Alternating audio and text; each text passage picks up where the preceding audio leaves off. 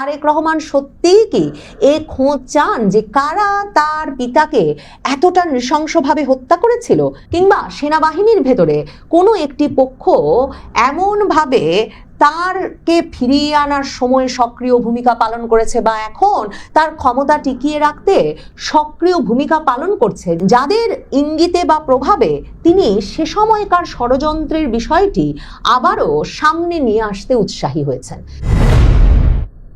বাংলাদেশে একটা চমক জাগানো গ্রেফতারের ঘটনা ঘটেছে। সাবেক রাষ্ট্রপতি জিয়াউর রহমান হত্যার ঘটনায় মেজর অবসরপ্রাপ্ত মোহাম্মদ মুজাফফর হোসেন নামের একজনকে গ্রেফতার করার ঘোষণা দিয়েছে পুলিশ, এবং ওই ঘটনার প্রায় ৪৫ বছর ধরেই নাকি এই মুজাফফর হোসেন আটক ছিলেন।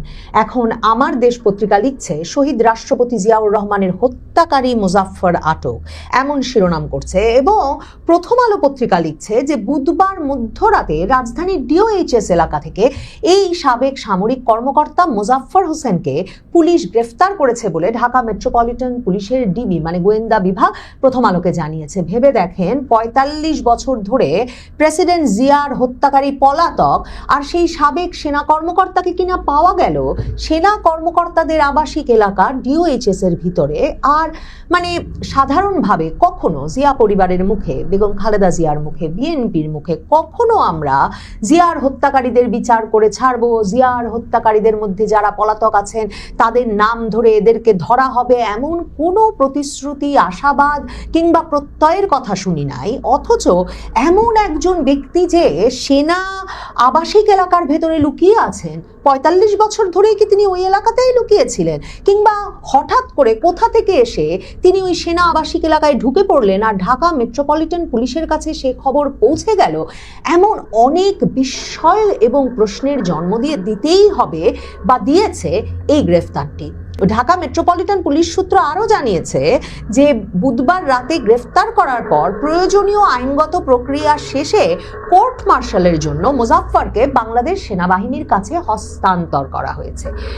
খালেদা জিয়া তার শাসনামলে কিংবা বিএনপি এই দীর্ঘ সময়ে কেন কখনো জিয়া হত্যার রহস্যের উদ্ঘাটন করতে চান না, এমনকি এবছরেও ৩১ মে জিয়া হত্যার বার্ষিকীর দিনে এ বিষয়ে প্রথম আলো, আমার দেশ সহ নানা পত্রিকায় নানা জনের আলাপ দেখেছি যে কেন এখনো জিয়া হত্যা রহস্যর কোনো কুলকিনারা করা হলো না। বিএনপি, খালেদা জিয়া কিংবা এখন বর্তমান প্রধানমন্ত্রী তারেক রহমান, জিয়াউর রহমান পুত্র, এরা এ বিষয়ে উদ্যোগী হবেন কিনা, হলেন না কেন আগে? এই বিষয়টা নিয়ে এত প্রশ্ন উঠত এই কারণে যে জিয়াউর রহমানের আমলে সেনাবাহিনীর ভেতরে পাল্টা কু ঘটেছে প্রায় ২০টির মতো, এবং কয়েক হাজার সেনা কর্মকর্তাকে কিন্তু জিয়াউর রহমান তার আমলে কোর্ট মার্শাল বা সামারি ট্রায়ালের মাধ্যমে মৃত্যুদণ্ড দিয়েছিলেন। ফায়ারিং স্কোয়াডে গুলি করে এদেরকে হত্যা করা হয়েছিল। এমন বিভিন্ন অভিযোগের মধ্যে সেনাবাহিনীর ভেতরে যখন একটা টালমাটাল অবস্থা, অ্যান্থনি মাস্কারানহাস তার লিগাসি অফ ব্লাড বইয়ে কিংবা তার আরো অনেক লেখায় যেটা বলেছেন যে পাকিস্তান প্রত্যাগত সেনা কর্মকর্তাদের উত্থানের যখন সুযোগ করে দিলেন প্রেসিডেন্ট জিয়াউর রহমান, বাংলাদেশ স্বাধীনতার পর শেখ মুজিব হত্যাকাণ্ডের পরপরই ক্ষমতায় বসে তারপর থেকেই সেনাবাহিনীর ভেতরে এই বিচার কাজগুলোতে মূলত মুক্তিযুদ্ধে যোগদানকারী, মুক্তিযুদ্ধের পক্ষের সেনা কর্মকর্তাদেরকেই বারবার বিচারের মুখোমুখি করা হচ্ছিল। এবং একরকমের প্রেসিডেন্ট জিয়ার আশকারাতেই কিন্তু এরশাদ সামরিক বাহিনীর প্রধান হয়ে বসেন। শুধু তাই নয়, তিনি তার ক্ষমতায় যাওয়ার পথ পরিষ্কার করতে প্রেসিডেন্ট জিয়াকে হত্যা করিয়েছেন, এবং প্রেসিডেন্ট জিয়ার হত্যাকারী হিসেবে আরেক বীর মুক্তিযোদ্ধা মঞ্জুরকে চিহ্নিত করে তাকে হত্যা করিয়ে আরো ১৩ জনকে কোর্ট মার্শালের মাধ্যমে হত্যাকাণ্ডের শিকার করে নিজের ক্ষমতায় যাওয়ার পথ পরিষ্কার করেছেন। সেনাবাহিনীর ভেতরে একটা বিরাট অংশের যারা মুক্তিযুদ্ধে গিয়েছিলেন সেই মুক্তিযুদ্ধপন্থী কর্মকর্তারা বরাবর ওই সময়কার ঘটনা প্রবাহকে সেভাবে বর্ণনা করে এসেছেন।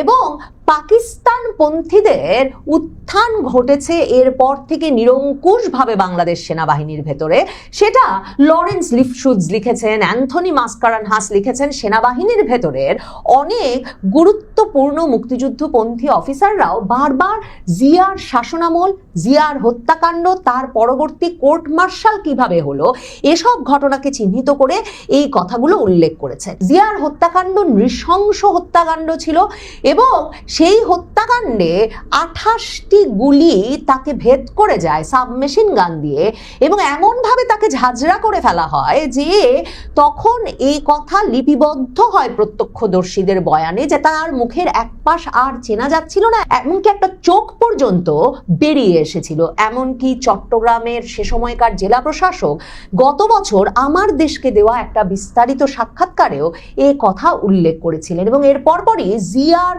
মৃতদেহটা ধামাচাপা দিতে তার কবর রাঙ্গুনিয়ার একটা পাহাড়ে দিয়ে দেওয়া হয়। এরপর ব্রিগেডিয়ার হান্নান শাহ, শওকত আলীরা বলেন বটে যে জিয়াউর রহমানের মৃতদেহ তারা উদ্ধার করে এনেছিলেন, কিন্তু খালেদা জিয়া, তারেক রহমান, আরাফাত রহমান সহ পরিবারের কাউকে আর কখনোই জিয়াউর রহমানের মৃতদেহ দেখবার সুযোগ দেওয়া হয় নাই।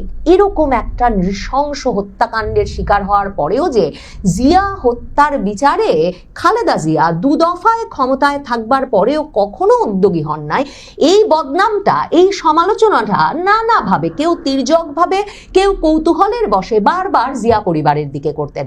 এখন তারেক রহমানের আমলে এসে হঠাৎ করে 45 বছর ধরে পলাতক থাকা এই সেনা কর্মকর্তাকে কোথা থেকে বের করে আনা হলো, এবং এ সূত্রে কোথা থেকে কি ঘটতে পারে আরো, সেসব প্রশ্ন নিশ্চিতভাবেই মাথায় আসে।